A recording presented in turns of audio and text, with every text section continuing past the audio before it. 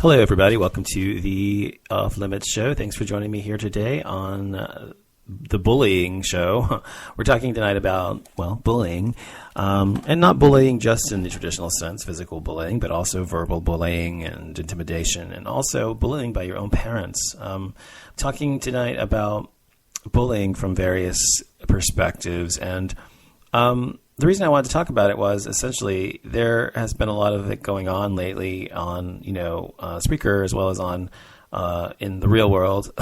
And a friend of mine have a story to recount of his and what's going on with he and his boyfriend and what happened to his boyfriend when his boyfriend came out to his parents. So I wanted to discuss it in those forms because I think it's an important topic. I think a lot of people are bullied throughout their lifetime, and I think people, unfortunately, some people don't get past it, and other people do. And some people allow themselves to continue to be a victim as they age, and others don't. And it's not the fault of the victim that they're bullied necessarily. It's not their fault at all, actually.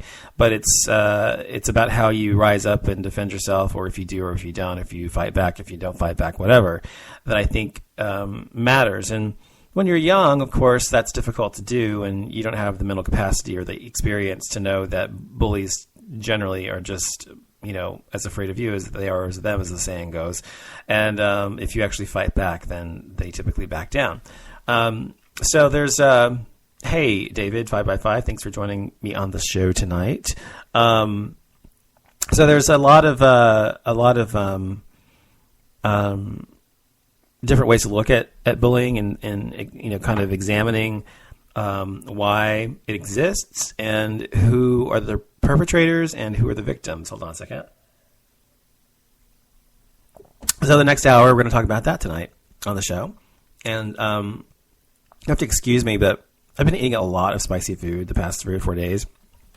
And sometimes when I eat spicy, really, really spicy food a lot, I get an ulcer or whatever on my tongue or whatever. This is really gross, I know, but I have a spot on my tongue. It's not like a bump or raised or anything. It just hurts. It's like a spot on my tongue that hurts. And sometimes when I eat really spicy food, that happens. So if I'm talking kind of weird tonight, that's why, because it hurts to talk a little bit. But anyway, so back to what we're discussing.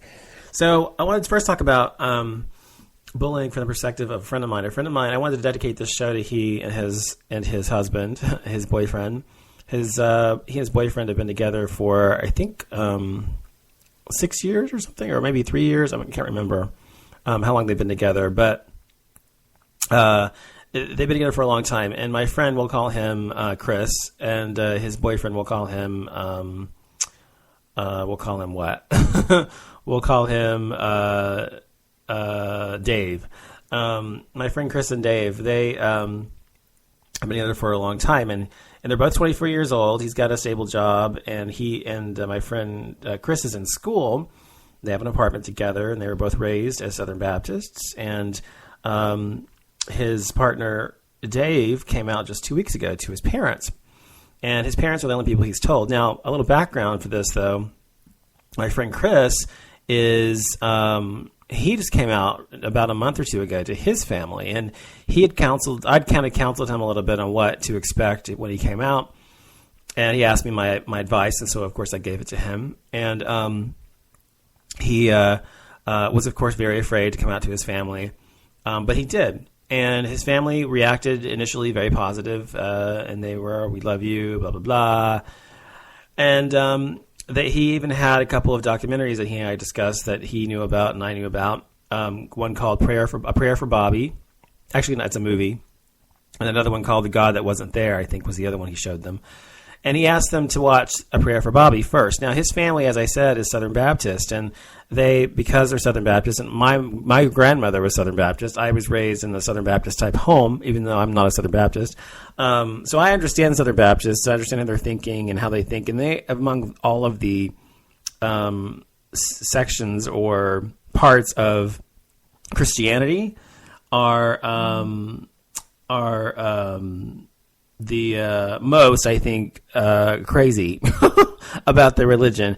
I mean, they really are completely devout. Most of the ones I've met, it's really hard to sway them away from their religious beliefs, even when their religious beliefs are completely irrational, don't make any sense to anyone except for them because they've been, brainwashed by their pastors.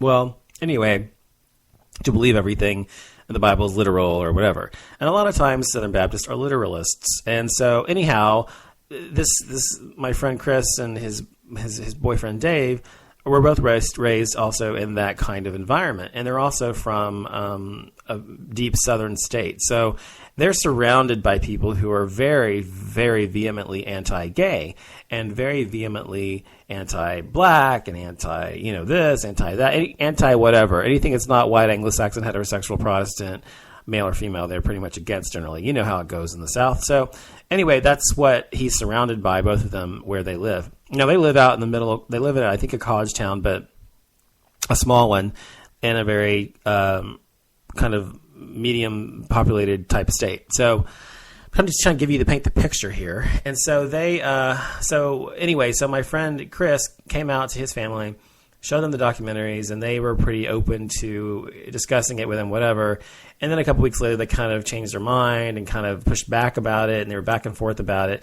And my friend told them that, and I basically told him this as well. I said, he asked my opinion of what he should do about that. And I said, look, they can either accept you or they don't. They can accept you or not accept you. And if they're going to accept you, they can be part of your life. If they don't accept you, then they won't be part of your life. That's pretty much it. And I said, lay down the gauntlet. And I don't know if he did it because of what I said or just because he'd already decided on his own, but he did that. And it seems to have worked to some degree. They seem to want him in their lives. And in order to do that, they know they have to try to accept him. So they've been working hard at doing that. Now, they are nowhere near completely accepting of him. However, his family is on the spectrum of a scale of 1 to 10. His family, in terms of acceptance, I'd say, just from what he's told me, I'd say it's probably around a 6 or 7, maybe a 6 or 7, somewhere in that range, okay? All right, so that's what happened with him a couple of months ago. And I guess as a result of seeing what happened with my friend Chris, his partner David actually decided to come out on his own. Because he saw that even though it wasn't an easy road, that what had happened with his partner's family motivated him and encouraged him to come out to his own because he was tired of living a lie and tired of being in the closet, blah, blah, blah. And so he hoped that the same thing would happen with him. So he came out to his family, and his family, this is my friend Chris's partner, came out to his family, and his family basically started crying. Well, actually, he told his mother, I think what I was told was his mother was there with him by herself. I think this is what he was told. Maybe I saw this in a movie. I can't remember if this is what he told me or not. No. I was thinking of something else. Sorry. No. Anyway, so his mother and father broke down in tears or whatever, and were having a big deal with it, whatever. So they did not accept it well. And so today, Dave went over to his family again. He was with his family or whatever.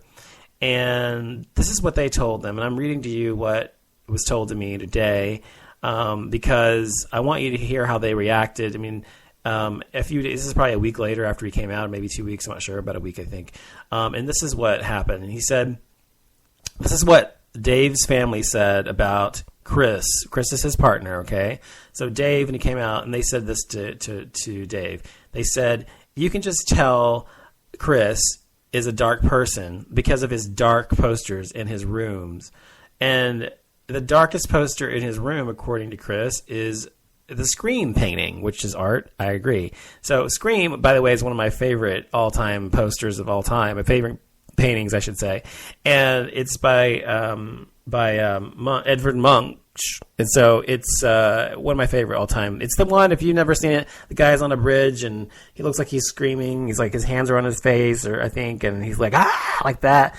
And it's like kind of red and orange or whatever. It swirls around him. And so anyway, it's a great painting. So they have so that's what they were calling a dark picture. The fact that he had this type of poster in his room. And it's insane that they're so completely ignorant that they don't even know what art is. So that's the first thing. The second thing is they said they don't want Dave to be with Chris, or did I call him Chris? I can call him Chris because Chris is not a Christian. And Dave asked if he found a guy who was a Christian, would they be okay with him dating them? And they didn't say anything. And they said that Chris doesn't know God, and they do. They said that Dave is listening to Chris and not them, and they apparently know the right way, and he doesn't. And they're being very self-righteous about everything. They still want Dave to go home for Christmas. And so they say that if they really love each other, that they'll be together at the end of that year. I guess they're saying they want him to come home for a year so they can fix him or whatever, so they fix the gay out of him or push the gay out of him. And they said that he's never tried dating a woman, so how would he know that he's gay? They asked Dave if Dave was still going to church, if his church group knew. Dave told them that he may not tell them, and his parents said, well, then you'll be living a lie. And they think since that Chris doesn't go to church that he's evil. They think that Dave is being fooled by Chris because Chris doesn't love Dave as much as they do. They've known and loved him much longer than he has, they say. And they're cutting him off because they say that they can't support him financially anymore. They can't knowingly support him in any way, knowing that he is choosing to do something wrong. At the same time, when Dave left his house, his dad handed him a handful of 20s before he left. So I'm not really sure what that means. And his mom said that because Dave is so healthy, likes juice and fruit juice and stuff like that, takes care of himself, what if he gets AIDS? And they were literally on their hands and knees begging Dave to come home. Literally. They were begging him to come home. This is how insane they are about this. And they said, there's a couple more things. They said that they basically said that Chris was turning Dave against them and blah, blah, blah. And that he asked if Dave had thought about moving out of the apartment and seeing if the relationship lasts. And he tried also to show them a documentary, the same documentaries that Chris showed his parents, and they refused to watch anything at all. Because they say that Chris is lost and he's not a Christian. What else do they say? Hold on, almost done. And they found out that Dave actually met with his pastor and wants him to keep talking to him.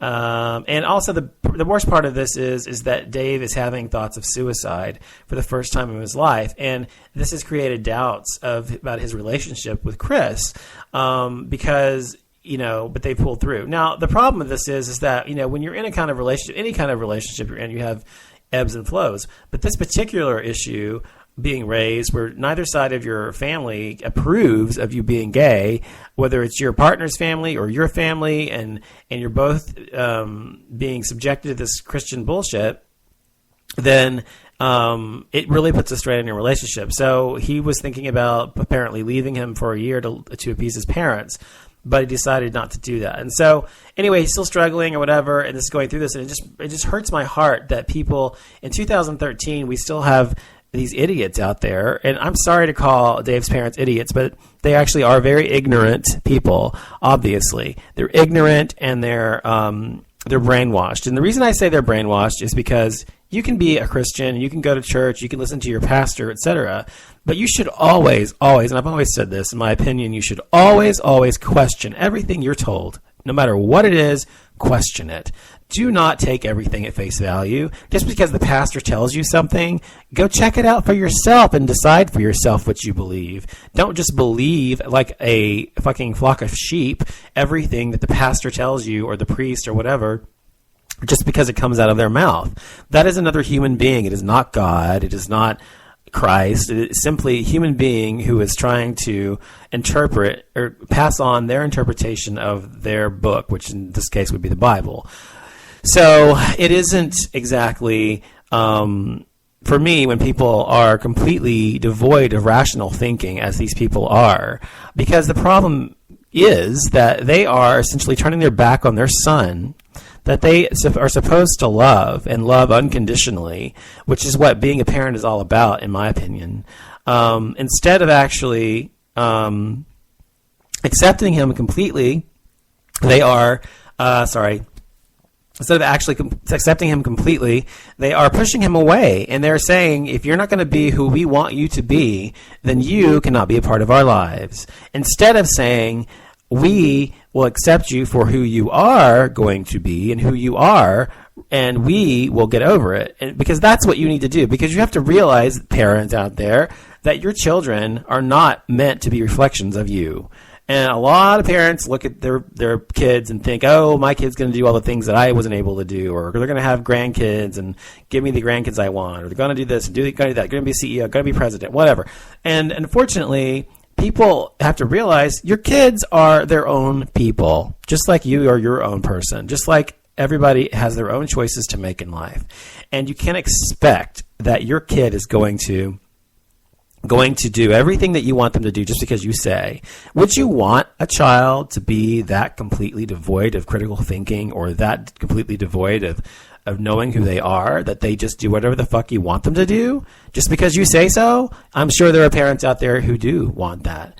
But if you're a good parent, I don't care if you have kids or not, if you're going to be a good parent, if you are a good parent, you are going to be someone who accepts your child for who they are and what they are 100%. That is unconditional love. So if these people are not accepting their child because their child isn't what they want him to be, then they do not unconditionally love their child. So I'm sorry that there are parents out there who feel that this is acceptable. Now, I know that a lot of you are completely, people who listen to my show, especially if you're gay and you've had to come out and your parents, and you didn't have a good experience coming out to them. I know that we love our parents. The thing is, we are raised by our parents. They're the first people we know. They're the people that have the most influence on who we become and who we are as people, obviously. And so it's normal to want to please your parents, and it's normal to want to make them proud of you. It is completely normal, and it I think would almost be abnormal for you not to want those things.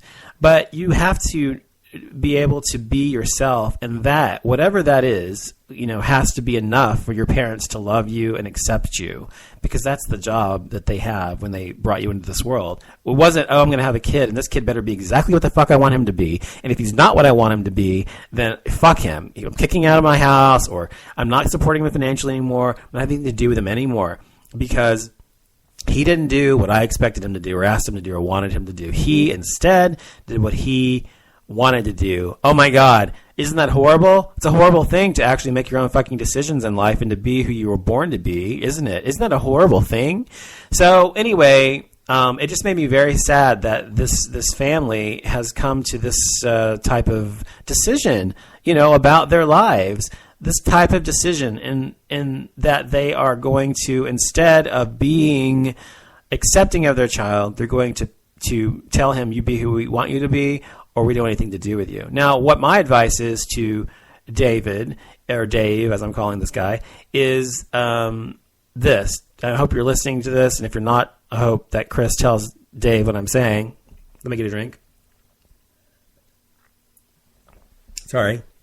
So, my advice is this, and I know it's hard, and like I said, I know that your parents are important to you, as they should be, but you need to tell your parents that you sit them down and say to them, A, that simply because you're gay doesn't mean you're not a Christian. And I don't know if you are a Christian or not, but if you are a Christian, to say, just because I'm gay doesn't make me not a Christian. Just like being someone who eats pork, or someone who wears clothing of two different types of fabric doesn't make me not a Christian.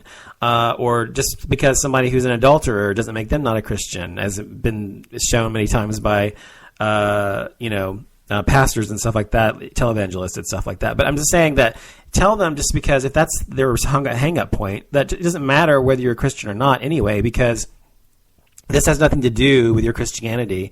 You are who you are, regardless of what religion you follow, whether you're Christian or not. And even if you are Christian, being gay doesn't preclude you from being such. It's, and you have to explain to them also, look, how I live my life is what I'll be judged by. If you believe in all this stuff, I don't believe in this stuff, but I'm just assuming you're a Christian since you were raised that way. And, how you live your life is how you will be judged by God or whatever when you die. Not who you had, whether you loved and whether you were loved, and how you showed love to people, how you used your life, how you used it for good to help other people, society, blah, blah, blah. That is what you'll be judged by, not who you have sex with. And it's not about sex. And you explain to them it's not about sex. I mean, I know this is stuff that's hard to say to your parents, but look, I think you need to kind of shock them and disarm them. And the way to disarm them is to be shocking verbally this way. To say, look, it's not about the sex that I have. It's not about what I do in bed. It's not about who I love. What it is about is who I am as an individual. That's the first thing you should tell them. Secondly, you need to tell them, I mean, the ultimatum you need to give them is what I gave to my father, but not my mom. I didn't have to give one to her when I came out. But and what I told Chris to do to his, tell them, you either accept me for who and what I am, and I will be part of your life, or you don't accept me and keep trying to change me, keep trying to tell me I'm evil and disgusting and wrong, and I will have nothing to do with you anymore. So if you want to be part of my life, then you've got to decide whether you want to accept me and move forward and stop trying to change me because I am what I am, or not having part of your life. And that is your choice. And then I would leave and tell them, you make the decision. If I hear from you again, fine, but I don't want to hear any more about me trying to change myself. Instead, what I want to hear is we love you as you are because you're our son, and we are not going to try to change you anymore. And I mean, it's seriously just lay down the gauntlet and say, either take me as I am or not. And I don't know if you want to go this route. The other way to go, another way to go is to say, and I don't know your parents or anything like that, and I know you're young, and I know how it is when you're young, especially in your age range, and you're afraid to confront them. Some people are. I was never afraid, but some people are afraid of their parents to some degree, especially if you depend upon them for money or financial assistance or whatever. But you can tell them that what their beliefs are simply beliefs. You can call them out on their beliefs and the bullshit. And the fact that they are not using their brains, instead of using their brains, they're simply being sheep and following their pastor. They're not actually listening to what God is about or what God says about people. What God or Christ or whatever said, he never said one word about homosexuality, blah, blah, blah. I mean, you could go on and on. I mean, I'm serious. And there's many books and there's pamphlets and stuff you can give them, which I'm sure they wouldn't read, I know at this point especially. But I bet you eventually they would pick it up. I mean, if you bought them a book about, okay, so your son is gay or your child is gay, or there's a million books out there like that. Or, how to reconcile Christianity with your gay son or your gay daughter or whatever you want to speak to them on their level. If that's something that they're so adamant about, then bring them a book or whatever and tell them that this is who you are. And, here's some information about being gay and Christian. And yeah, they probably won't pick it up for a month, 2 months, 6 months until they actually come to the conclusion that they would rather have you in their life, just as like Chris had told me he had said to you himself, I think. So I agree that you should essentially give them an ultimatum and walk out of their lives if they can't accept you for who and what they are. And look, you have to also know that Dave, that this is your life to live, and do not get upset. Do not allow yourself to get so upset that you are contemplating suicide, as I was told. Life, I swear, in your 20s, it seems like the fucking end of the world. I'm telling you, when you're in your 20s, you were like so filled with hormones and emotions and everything else, especially when you're going through something like this, and you feel like it's the end of the world because you don't have a lot of life experience to compare it to. And so it feels like the end of the world. It feels like you're going to disappoint your family, your parents, whatever, and that is the end of the world. But I'm telling you that your life is literally just beginning. Your life really is just beginning. You are not by any chance done. This is barely the beginning of your life. I'm telling you, when I was 19 years old, I almost killed myself. And I've talked about it on my show before, what happened and everything, but I was over a guy. I mean, hey, I look back on my life and think, why in the fuck would I kill myself over some fucking man? Why would I kill myself at all? But at that time, in that moment, I was so distraught and so hurt and so emotionally completely devoid of any sort of strength that, and I'd been beaten down so many times, and just by the whole situation I was in at the moment, that I really felt that there was, it wasn't that I wanted to die, it's that I wanted the pain to end, the emotional pain that I was having. And so I'm sure that you don't want to die, and I'm sure that you feel the same way I felt in that moment, where I felt, like I just couldn't deal with the pain anymore, because it does get to you and it is overwhelming, but you will make it through. I swear to God, you'll make it through. And the way you'll make it through is with the support of your partner, Chris, and with the support of your friends that you eventually will come out to someday. And I'm telling you, the friends will be easier than your family ever was, most likely. And also just having strength within yourself to realize that your parents, I don't know them or anything, obviously. I don't know how they feel about you, but I assume that somewhere deep down they love you, and they, in their twisted minds, think that what they're doing for you is the right thing. And that's why they're so adamant about it, because in their twisted minds, they believe that Christianity is the only way and blah, blah, blah. See, that's the thing about Christianity, is it brainwashes you into all these things. It doesn't allow for any outside ideas. And that's, by the way, one of the signs of a cult. If you question something, there's always because God says so, or because Jesus Christ said so, because the Bible says so, blah, blah, blah. You can't ever answer a question. A lot of times Christians can answer questions directly. It's always because of this, because of that, because of the Bible, blah, blah, blah. But never a rational answer. And that's one of the signs of a cult. So your parents, in my opinion, are part of a cult, and the cult is telling them this person is disgusting and this person is evil and they're going to hell, and if you don't do something about it, then it's your fault as a parent, you failed, and blah, blah, blah. So they're having all these emotions right now, feeling this about how they fucking failed you and how they failed themselves and how they failed their God and all this kind of bullshit that's so fucking nonsensical to me, but to them in their minds is real. So even though it's difficult to see it from their perspective, put yourself in their shoes and try to have a little compassion, even though I know it's really hard for them, because I know you're a bigger person than they are. You're a better person than they are, because I know that you yourself obviously have a heart and you actually love your parents, and that's why you're so distraught over this. So remember that they're going to need time. So all you're going to have to do is wait it out. Wait it out, and if you don't see them again for a month or 6 months or a year, maybe 2 years. I mean, it could be a while. I don't know how long it's going to take them. But if they really love you, honestly love you, they will come around eventually. And I'm not saying that you need to turn your back on them completely, but I'm saying you need to give them an ultimatum and follow through with it. Meaning, accept me for what I am. If you want to be part of my life, accept me who I am and what I am. Or get the fuck out of my life. That's basically the ultimatum. And I bet you, when you give them that ultimatum, they're going to say, we want you in our lives. I mean, eventually. Maybe not initially, but eventually. So I just wanted to say all that to you and say that it made me cry a little bit about when I heard what was happening to you, because I feel so this is bigotry speaking. It's bigotry. It's the cult of Christianity. It's the lies that are continually told to people about gay people. Gay people are the scapegoat of this culture. You know, when anything goes wrong with any kind of part of our culture, it's because of gay people, or it's, you know, gay people are preying on our children, or gay people are tearing up the fabric of our country or our society, or gay marriage is going to ruin everything. I mean, you know, it's always gay people this, gay people that. So you are, unfortunately, just, how do I put this? You're beginning to see what it's like to be an outcast. And if you're gay, you were born an outcast, whether you like it or not, because that's the way you were born.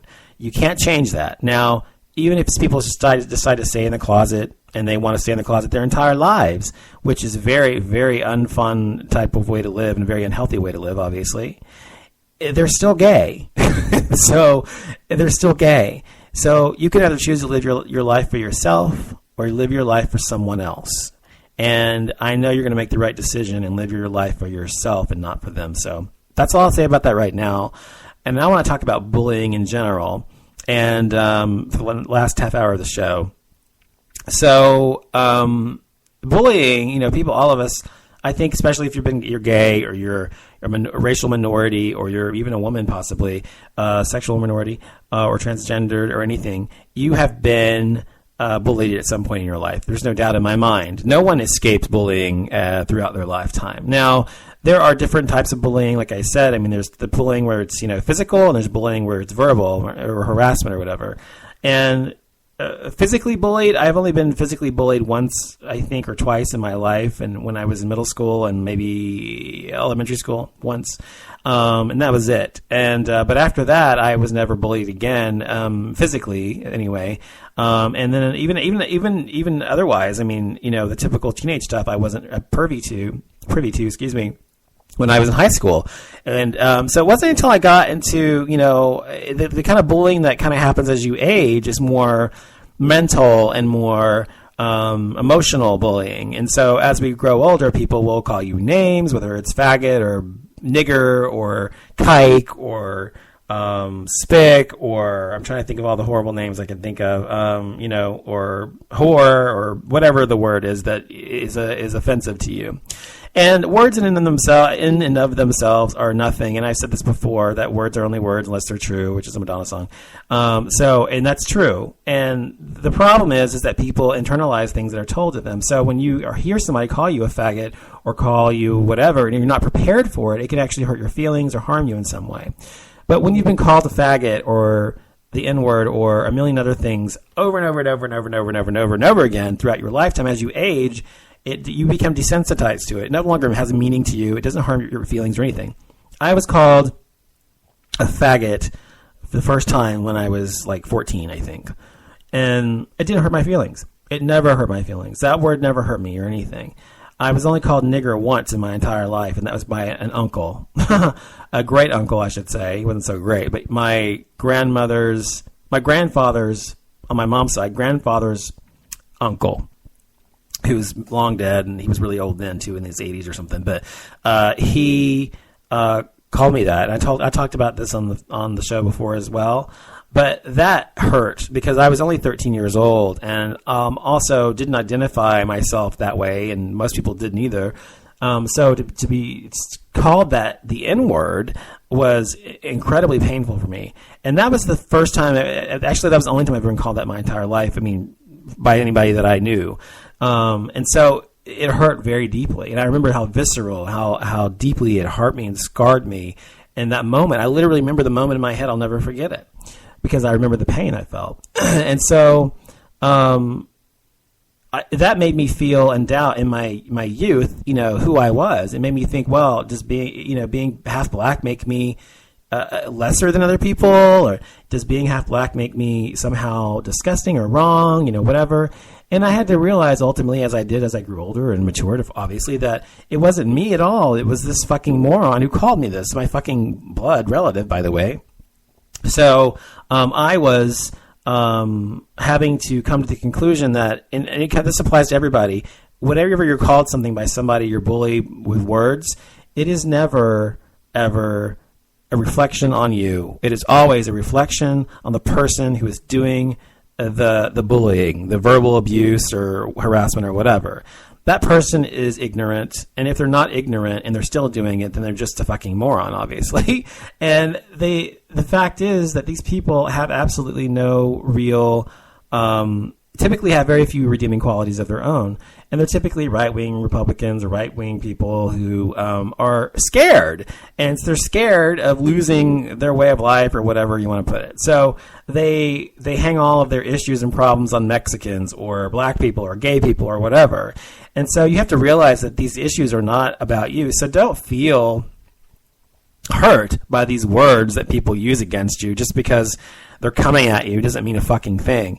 And to me, as I said, I'm so desensitized to it all now. It doesn't mean anything to me. It doesn't hurt me, internally. However, what pisses me off about it isn't the word. People can call me faggot. People can call me names or any kind of name they want. I don't really care if I don't know you. It doesn't matter to me. And that's the truth. What pisses me off is that people who do it think that it's okay. And I'm like, I really can't wrap my brain around it. I can't wrap my brain around why someone would want to spew hatred so badly, especially towards people you don't even know. It doesn't make sense or compute logically in my brain. So when I am subjected to that kind of thing, what I'm thinking is this person is like so low class. That's what I'm thinking. I mean, literally, that's the first thing I think. They're like so low class. They have they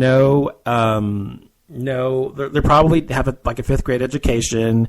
They're probably missing their teeth, and they probably smell and They're probably on Section 8 or whatever, and that's okay that they're on Section 8, but they're probably government cheese every day. My point is, these people are people who, I don't know why it is, it's people who are downtrodden financially a lot of times are the ones who espouse hatred the most. So, for example, in Nazi Germany, why was it that Hitler was able to rise to power? If you don't know your history, but you won't know that, but the reason he was able to rise to power is because Germany was in a major recession, just like we are today, and they needed a new leader, and they found this charismatic leader of the Nazi Party, whom initially had just said that he wanted to bring back the glory of Germany, blah, blah, blah, and give jobs to everybody and whatever. And he did a lot of these things through his socialist policies. However, he also said that to blame for all of this were the Jews. He blamed it all on the Jews because he had a personal vendetta against Jewish people. The Jews had nothing to do with the economy, but he needed a scapegoat, and he hated Jews anyway, so he used Jews as the example, and that is how we had the beginning of World War II, and how we had millions of Jews who were murdered and killed and exterminated in concentration camps, as well as gay people, by the way, as well as political prisoners in those places. So it usually comes from people who feel powerless, is my point. If you are somebody who is being called a faggot or a nigger or a spick or whatever the word is, and that person that's calling you those things feels powerless.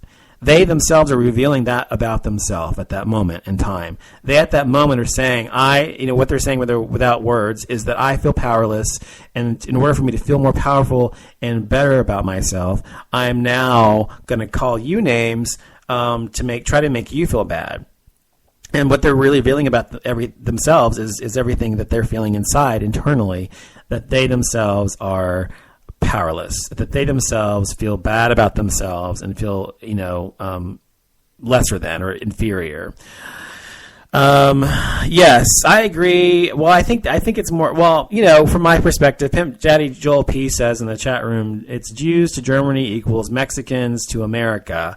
I agree with that to an extent, and you feel that way because you yourself are Hispanic. That's fine, but I agree with that to an extent. Absolutely, Mexicans are absolutely vilified in America because there are so many immigrants here from America, whether legal or not, and white people in general, feel very, very threatened by having their way of life changed because of all these Mexicans coming in here. That's what they think. I mean, they may not say that, but that's how they feel. They're threatened by Mexicans. And they're threatened by them. And that's why they spew so much hatred, and they don't want immigration reform and blah, blah, blah, blah. If there were a bunch of Canadians from Quebec, a bunch of French Canadians who spoke French instead of Mexican and had white skin instead of tan skin, then they would not be having an issue with it at all, even though their culture is different than their own. Just because they're from Canada and Quebec, that's basically another part of France. They speak French there, and that's all, mostly. It's a main language anyway. And it's a very different culture than it is in the rest of Canada as well as in America.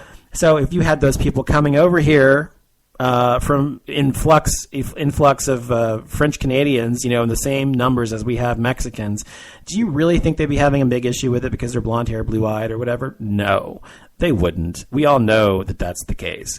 But what I was going to say is it's also true about gay people. Gay people are vilified for the same reason, because people a lot of times don't know, people who are anti-gay a lot of times don't know a gay person. Or they've been told in their church that gay people are evil or disgusting and wrong, or that's what the culture they were raised in, which could be Mexican culture, or it could be black culture, it could be the white culture, whatever. And that culture has deemed them to be different or other than they are. And unfortunately, they see gay people as a threat for the same reason.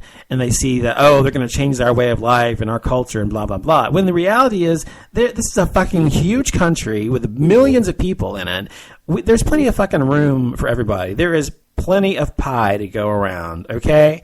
So in order to actually change the culture to the point where it's unrecognizable, in some ways that's a good thing. If the culture changing, meaning you have less bigotry, both through race and both through homophobia and about, and and misogyny and things like that against women, then yes, that's a fucking great thing.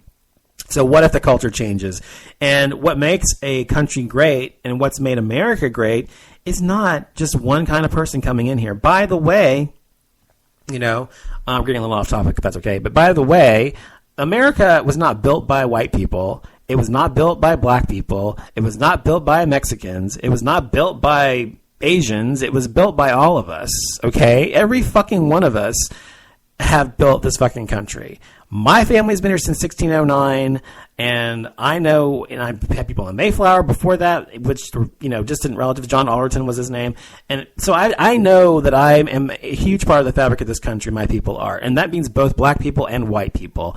And it means Irish people. It means German people. It means, everybody's a part of this country. And black people have been here before anybody else besides white people, after of course, Native Americans. So, because they were part of the slave trade. So my point is that there's plenty of fucking room to go around, but this country was not built by one. Yes, there has been a section of this country in power of the culture of America for a great long time. Why have they been in power? Because they've oppressed people through slavery, through anti-misogyny laws, I'm not going to have a whole fucking show about that, but they have done so much to oppress people, not allowing black people to own land forever for the longest time, not allowing black people to have rights and to vote, and the same for women and the same for gay. Come on. Not giving them an equal shot in society of America. And that has been the reason that the white race in America has dominated, not because they're so much better than any other race, but because they have oppressed others and prevented them from rising up. Now that the rest of those races are coming up and rising to the top and having more equality and having more money and having more opportunities and having more education, those kinds of things are happening slowly, finally, after hundreds and hundreds of years of oppression. Now they're fucking afraid. They're fucking afraid. And that's the bottom line. They're afraid that the rest of them are going to take over. And as I've told you before on my shows, that the Caucasian race, of which half of me is, by the way, and half of my family is, which I love, and there's the black race, which I'm half as well. These two races have been warring back and forth for a very long time. But the minorities in this country, blacks, Hispanics, and Asians to some small degree, but blacks and Hispanics mostly in this country, will be the predominant races in this country, mostly Mexicans generally, Mexicans of Mexican descent or Hispanic descent, in this country by 2025. So no longer will the Caucasian race be the dominant race in this country, and that will, of course, change this culture to some degree. We'll finally have probably a Hispanic president someday soon. We'll probably have we forgot a black president, I'm sorry. We'll probably have an Asian president after that. And then we're going to have, we're going to have a woman president before anybody. But we're going to have a change in the way this country looks and the way this country functions as a result of having more participation in the fabric of what makes America America, and not just having it look like one swatch of white, but a swatch of, but having multitudes of swatch, like a blanket full of swatches. And that is what's fucking amazing. So all the bullying I'm talking about, and all the crap that happens as a result of being a fucking American or just being different, whether you're gay, whether you're Hispanic, whether you're black, whether you're a woman, whether you're transgendered, whatever it is you are, Asian, Native American, I could go on, but anyway, you get the picture. Whatever it is you are, you have to remember that when someone is bullying you or calling you names as a result of what you are were born as, they are simply saying, I'm scared of you, I'm intimidated by you, and I feel inferior to you. And generally, they are. So let's see. WGR Network, what do you want to say to me? You're in there trying to cause trouble. What do you want to say to me, WGR Network? You got something to say? You're going to sit there and be a little pussy. Come on, say it, fucker.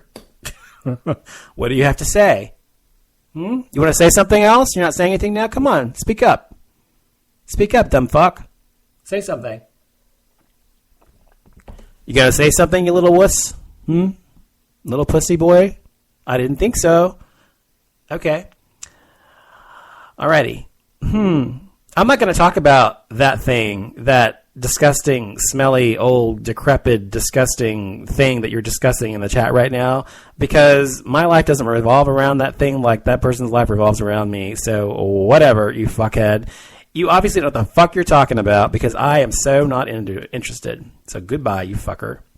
Anyway, so anywho, I'm going to say that, oh, I'm sure it's one of her minions. She's sitting in here. I'm sure she's listening because she can't help herself. But that's okay, whatever. I'll be talking about her soon enough, in another way through the law.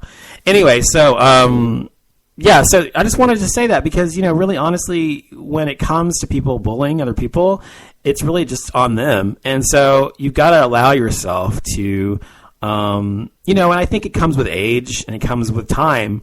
The more you're bullied, or the more you're called names, or the more you're called something by someone, it becomes rote and irrelevant to you and doesn't have any meaning. As I've said before, as I said 2 or 3 weeks ago on my show, I don't care if people call me on their shows. This is not about that, and I don't care. People can talk about me on my show. And as I've said before, that people who are on my shows, as someone who does a show, I understand it. And this is what I've said before. People who have shows on Spreaker, or a real show on Sirius XM radio, or a real show on terrestrial radio, or national TV, or an actor or an actress, anybody who's in the public eye, whether it's a small, little, tiny fucking nothing show like these on Spreaker, or real national shows or worldwide shows you see like Oprah Winfrey or whatever, these people, all of us are putting ourselves out there to be commented on, for people to make commentary on. And so we are, to some degree, as a public figure, and I've said this many times before on my show, that's what we are. And so as public figures, people are going to talk about us, whatever. I don't fucking care anymore about that stuff. So I've told you the difference, and I'm not going to talk about that tonight, but you know the difference if you have a fucking brain in your head. So for me, it's more about trying to have a good conversation with people, and trying to have people who actually want to fucking listen to what you're saying and not just try to come in and cause trouble, as WGR tried to do. So, and by the way, people, you come into my show, you want to have a real talk and discussion with me about something, and something real, and not some fucking drama you're trying to fucking stir up because you're a shit stirrer.